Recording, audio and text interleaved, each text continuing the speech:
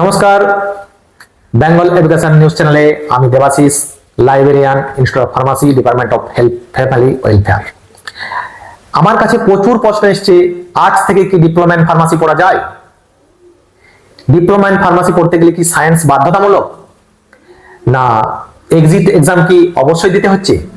এই ধরনের প্রচুর প্রশ্ন আমার কাছে আসছে। তো সেই প্রশ্নগুলি নিয়েই আপনাদের সাথে আজকে স্টেপ বাই স্টেপ আলোচনা করব। প্রথমেই বলে রাখি, ডিপ্লোমা ইন ফার্মাসি পড়তে গেলে যোগ্যতা প্রয়োজন ফিজিক্স, কেমিস্ট্রি, ম্যাথামেটিক্স বা ফিজিক্স, কেমিস্ট্রি, বায়োলজি নিয়ে উচ্চ মাধ্যমিক বা 10+2 পাস, তা যে কোনো রেকগনাইজ বোর্ড থেকে।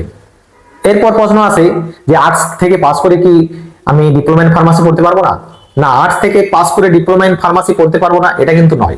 তুমি আর্টস থেকে পাস করার পর তুমি এনআইএস থেকে ডিপ্লোমা ইন এনআইএস থেকে 10+2 পাস করে তুমি ডিপ্লোমা ইন ফার্মাসি ভর্তি হতে পারবে এনআইএস থেকে পাস করি, কারণ এটা দুটো সিজনে পরীক্ষা হয়, এপ্রিলে আর অক্টোবরে। এখন যদি অ্যাডমিশন হও তাহলে অক্টোবরে পরীক্ষা, আর অক্টোবরে পরীক্ষা দেওয়ার পর নভেম্বর ডিসেম্বরের মধ্যে রেজাল্ট বেরিয়ে যাবে, তো পরের সিজনে তুমি সুন্দর ভর্তি হতে পারবে। সেই জন্য তোমাকে আর্টস থেকে পড়ার পর ডিপ্লোমা ইন ফার্মাসি করতে গেলে এনআইএস এ ভর্তি হতে হবে। এনআইএস এ ভর্তি হলে 10+2 সম্পূর্ণ হওয়ার পর তুমি ডিপ্লোমা ইন ফার্মাসি যে কোনো প্রাইভেট কলেজ হোক, যে কোনো গভর্নমেন্ট কলেজ হোক, তুমি অ্যাডমিশন নিতে পারবে। অনেকেই বলেন না গভর্নমেন্ট কলেজে অ্যাডমিশন হওয়া যাবে না, না ভুল ধারণা। এনআইএস থেকে পাস করলে একদম 100% গভর্নমেন্ট কলেজে অ্যাডমিশন হওয়া যাবে। এক্সিট এক্সাম কি must? Exit exam must guideline এসছে পিসিআই তরফ থেকে, গাইডলাইন আছে পিসিআই তরফ থেকে এক্সিট এক্সামের যে গাইডলাইন চলে এসছে, কিন্তু এখনো পর্যন্ত এক্সিট এক্সামের মাস্ট হয়নি। আমাদের ওয়েস্ট বেঙ্গলের ক্ষেত্রে ছাড় রয়েছে, এখনো মাস্ট হয়নি। অন্যান্য স্টেটের ব্যাপারটা আমি বলতে পারবো না। আমাদের ওয়েস্ট বেঙ্গলে এখন পর্যন্ত এক্সিট এক্সাম কিন্তু শুরু হয়নি। শুরু হলে পরে সেটা সময় মতো জানিয়ে দেওয়ার চেষ্টা করব। এক্সিট এক্সাম সম্বন্ধে যদি আরো বিস্তারিত তথ্য জানতে চাও, আমাদের অলরেডি ভিডিও দেওয়া আছে। এছাড়াও যে ওয়েবসাইট রয়েছে সেই ওয়েবসাইট থেকে, পিসিআই ওয়েবসাইট রয়েছে, এখান থেকেও বিস্তারিত জানতে পারবে।